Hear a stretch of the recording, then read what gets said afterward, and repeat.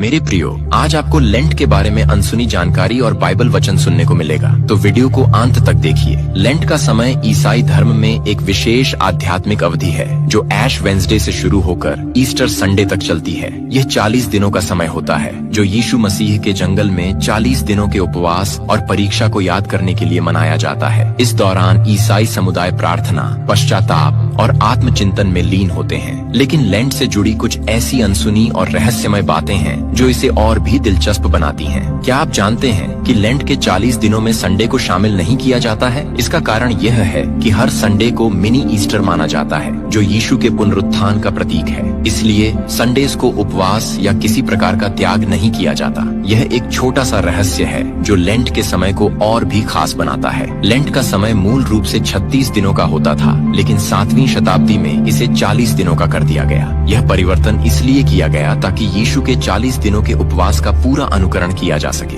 यह बदलाव एक रहस्य की तरह है जो इतिहास की गहराई में छिपा हुआ है। ऐश वेंसडे को लेंट की शुरुआत के रूप में मनाया जाता है। इस दिन लोगों के माथे पर राख का चिन्ह लगाया जाता है जो मनुष्य की नश्वरता और पश्चाताप का प्रतीक है। यह राख आमतौर पर पिछले साल के पाल्म संडे की पत्तियों को जलाकर बनाई जाती है। यह प्रक्रिया एक रहस्यमय और गहन आध्यात्मिक अनुभव प्रदान करती है। लेंट के दौरान चर्च में बैंगनी रंग का प्रयोग किया जाता है जो पश्चाताप, समर्पण और राजसी गरिमा का प्रतीक है। यह रंग लेंट के समय की गंभीरता और पवित्रता को दर्शाता है। बाइबल में कई वचन हैं जो लेंट के महत्व को समझाते हैं और इसे आध्यात्मिक रूप से समृद्ध बनाते हैं। मत्ती 4 का 1 से 2 वचन, तब यीशु आत्मा के द्वारा जंगल में ले जाया गया शैतान के द्वारा परीक्षा करने के लिए, और जब वह 40 दिन और 40 रातों तक उपवास कर चुका तो उसे भूख लगी। यह वचन लेंट के मूल को दर्शाता है। यीशु के 40 दिनों के उपवास और परीक्षा को याद करके हम भी अपने जीवन में आत्मसंयम और आत्मचिंतन का अभ्यास करते हैं। योएल 2 का 12 से 13वां वचन,